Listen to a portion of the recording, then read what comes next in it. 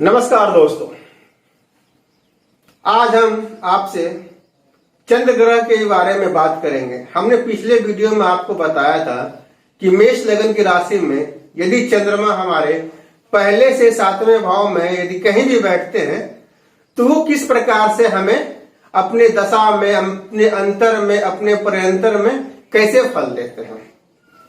चलिए आज हम बात करते हैं आपसे, यदि मेष लगन की राशि में चंद्रमा यदि 8वें घर में बैठते हैं तो हमें उसका फलादेश, हमें उसके बारे में बताना है कि वो जब भी दशा में आए अंतर या पर्यंतर में तो क्या फल देंगे।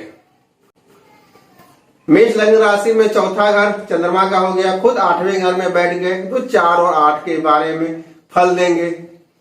यदि हम हेल्थ के बारे में देखते हैं तो ये कुछ बताता नहीं है मेरे को।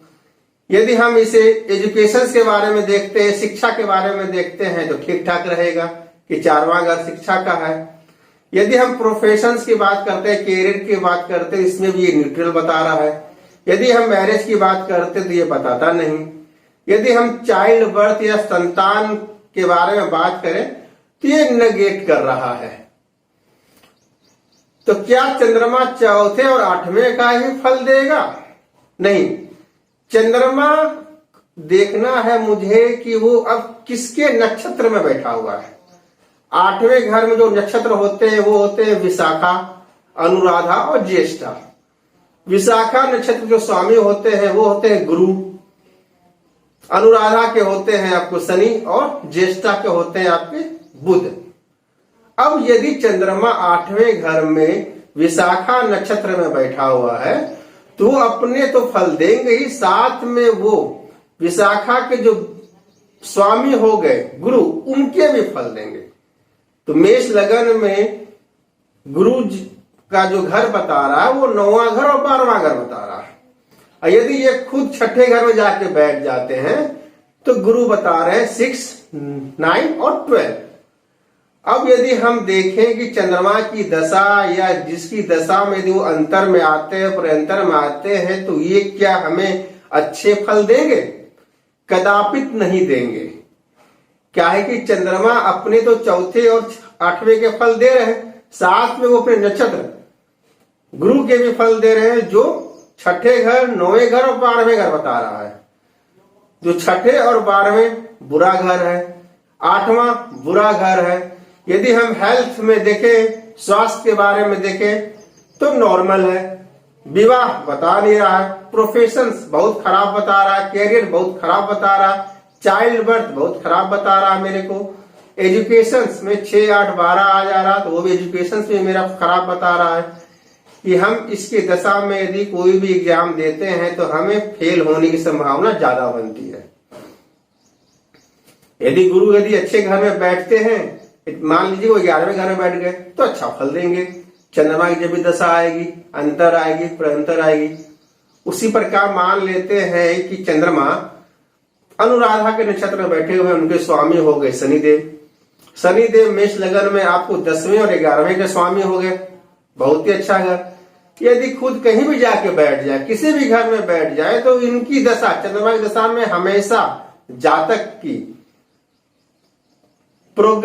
प्रोग्रेसिव होगा, वो हमेशा उन्नति करेगा उस दशा में। जितने साल की जो दशा चलेगी या जब भी वो अंतरा में आएंगे, जब भी वो पर्यंतर में आएंगे, उसमें जातक की सभी घटनाएं, चाहे वो education, marriage, child birth, health, profession के सब में अच्छा होगा। अब मान लीजिए हम यदि बुध को लेते हैं, ज्येष्ठा के नक्षत्र में बैठ गए चंद्रमा 8वें घर में तो बुध के भी फल देंगे।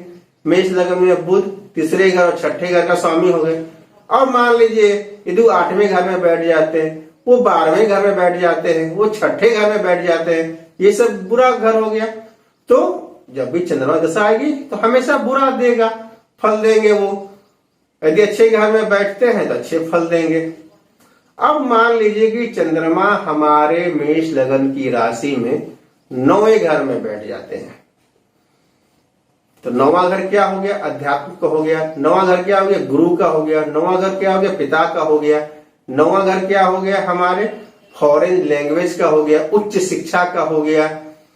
9वां घर क्या हो गया? हमारे ट्रेवल का भी हो गया, लॉन्ग डिस्टेंस ट्रेवल भी करते हैं।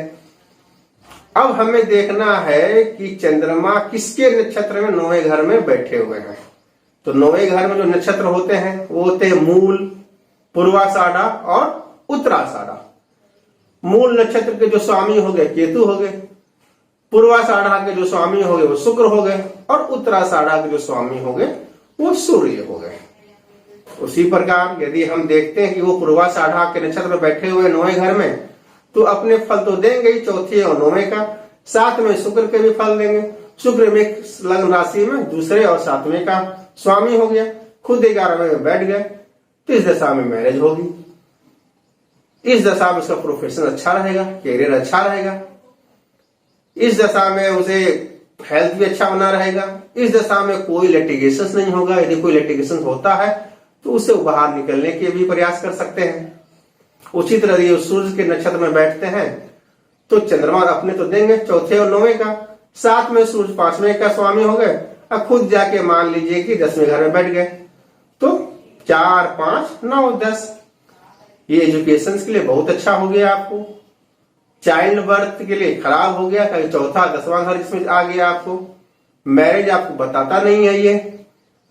प्रोफेशनल लाइफ भी आपको अच्छा रहेगा। 8 और 10 है, कोई बुरा घर नहीं बता रहा है। 8वां हमारे पैतृक संपत्ति का हो गया, 8वां हमारे गुप्त धन का हो गया, 10वां हमारे नेम फेम स्टेटस का हो गया, तो उसमें बढ़ोतरी कर सकता है। उसी प्रकार यदि चंद्रमा हमारे 10वें घर में बैठते हैं तो चंद्रमा मेष लगन में जो फल देंगे चौथे और 10वें का फल देंगे। चाइल्ड बर्थ के लिए टोटली नेगेट कर रहा है। मैरिज कुछ बताता नहीं है आपको। एजुकेशन अच्छा होगा, चौथा 10वां घर हो गया। आपको प्रोफेशन भी अच्छा होगा, चौथे घर से आपको रिलेटेड जो प्रोफेशन करते हैं, जो व्यवसाय करते हैं। चौथा घर साथ में आपको वाहन का, संपत्ति का है, वो भी आपको मिलने का योग है आपको चौथे घर से। माँ का सुख भी आप देखोगे तो माँ का सुख का प्यार आपको, माँ का प्यार भी मिलेगा आपको। उसी प्रकार हमें देखना है कि किसके नक्षत्र में बैठते हैं, उस नक्षत्र के स्वामी कौन है। तो चंद्रमा की दशा जब चलेगी तो अपने फल तो देंगे, साथ में अपने नक्षत्र के स्वामी का फल देंगे। उसी प्रकार हमें 11वें घर का भी देखना, उसी प्रकार हमें 12वें घर में भी देखना, इसी प्रकार हमें फलादेश करना है चंद्रमा का। जब जब चंद्रमा की दशा आएगी या किसी दशा के अंतर में आएंगे या पर्यंतर में आएंगे, तो मेष लगन की राशि में मुझे पहले देखना है कि चंद्रमा किस घर में बैठे हुए हैं। तो वो अपने उस घर का और जिस घर के स्वामी है उनका फल देंगे।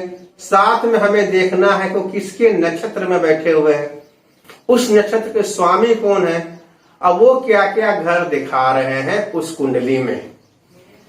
यदि अच्छे दिखा रहे हैं तो अच्छा फल मिलेगा, यदि बुरे दिखा रहे हैं तो बुरा फल मिलेगा, यदि न्यूट्रल दिखा रहे हैं तो न्यूट्रल मिलेगा। ना अच्छा करेंगे ना बुरा करेंगे।